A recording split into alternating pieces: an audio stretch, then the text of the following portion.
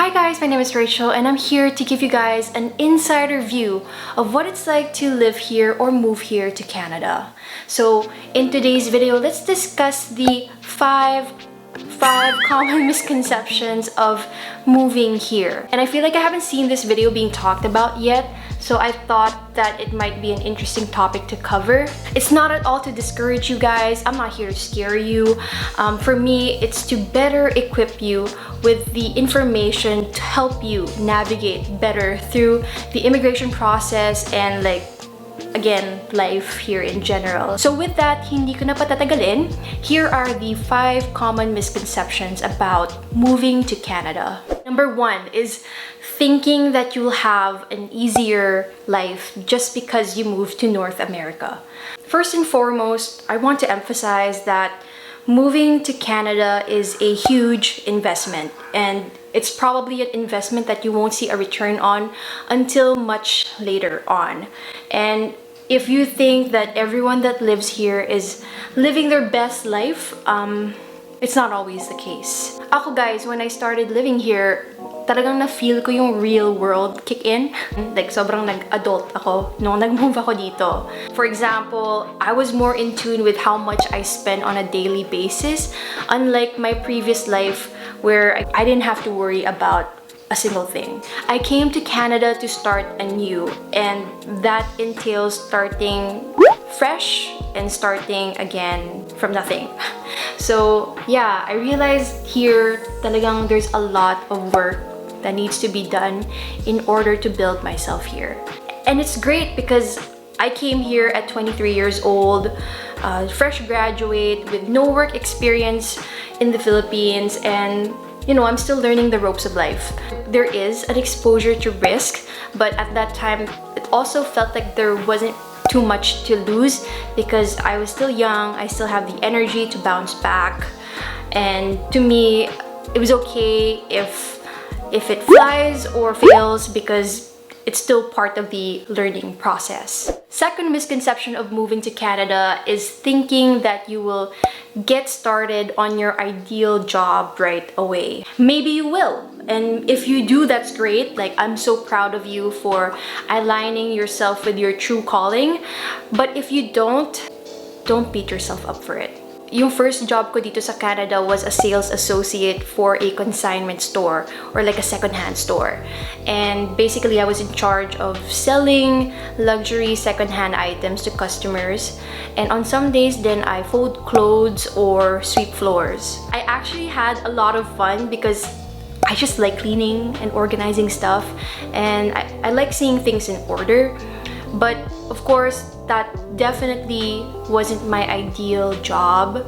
I thought that yung first job na makukuha ko would align something with IE or industrial engineering because that's what I studied back home. It took me a while to come into terms with my current reality, but I continued to work anyway because number 1, I really wanted to immerse myself right away into Canada's work setting so I can get a feel of how things go about here. And secondly, it's income, it's money. And I need money to fund my experiences in Canada. So I thought that, yeah, I don't mind working this as my first job so that I can at least enjoy my free time doing the things I like while I'm in Canada. Misconception number 3 is thinking that you're balling or you're rich just because you're earning in Canadian dollars. When I signed up for my first job, I found out that I will be earning $13 per hour, which is minimum wage in Canada. And kinonvert ko yun sa pesos, and it's around almost 500 pesos. And to me, it was pretty darn good. I can buy 10 Jollibees or 10 Mang Inasals with that kind of money if I were to spend it in the Philippines. Even when I started working a full-time job, I thought that was enough to support my stay here, but I couldn't be any more wrong. In a month, I'd make around or close to 2,000 Canadian dollars. But even then, that wasn't enough to support my stay if I were to live alone in Vancouver. Kaya nga sobrang nagpapasalamat ako sa tita ko, hi tita, for supporting my stay in Canada. Because without them, I think I'd be a bit worried about my living expenses in Vancouver. And alam nyo, I get it. Like, the amount that you make in Canadian dollars converted to pesos may seem like a lot, but in Canada, my wage is still considered struggling wage. Misconception number 4 is probably more of a personal struggle, so it may not apply to you, but that's thinking that you will maintain the same level of closeness with the friends you have from the Philippines with your new friends in Canada. To be honest, you guys, I did have moments of loneliness while staying here. So when I moved to Canada and I studied here and met friends here, okay, it felt kind of weird. Personally, I just found it difficult to establish a connection with them. And it's not even the English barrier or the differences in character. Like, wala. Like, my classmates here are very kind and are very helpful.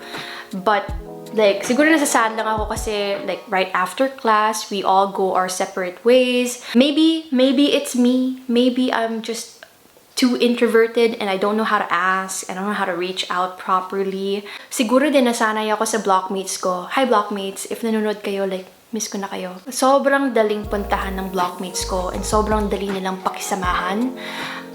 Kahit stress kami sa school, like sabay-sabay kami magiging stressed together. Like, iiyak or itatawa namin lahat ng pagdurusa namin sa engineering. That's how close we were. In Canada, people are polite for sure, but I still felt pretty far from them. But yeah, for my viewers, I really do hope that you don't ever feel that way. Last misconception, number 5, and I really want to emphasize this, and it's thinking that it's so easy to get a PR here in Canada or permanent residency in Canada. It's not a walk in the park. There's certain requirements that you would have to meet in order to qualify for PR.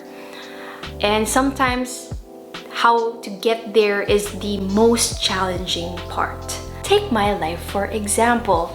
I know that I recently made a video about how I got my PR in less than 3 years, but if you watch my immigration problems video, you will see the truth behind what I went through exactly when I was going through the immigration process. And I still am.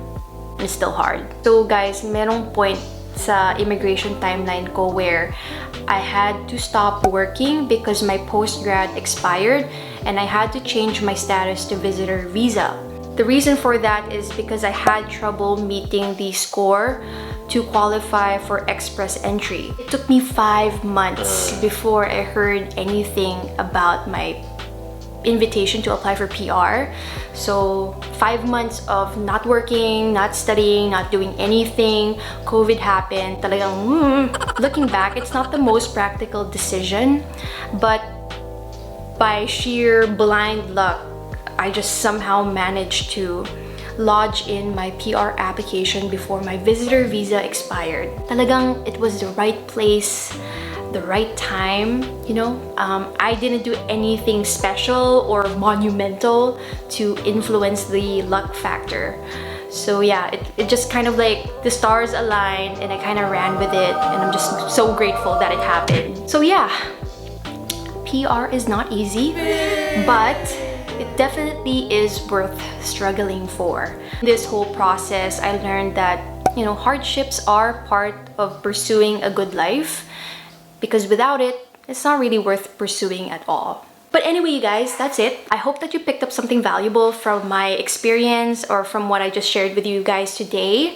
If you do, please do like and subscribe to my channel. Talagang nakakatuwa reading all your questions and your stories online, on my Facebook, my Instagram, on YouTube. And I feel so connected with you guys. Kaya maraming salamat. Thank you once again. I hope that you're all safe, and I'll see you in the next video. Cheers!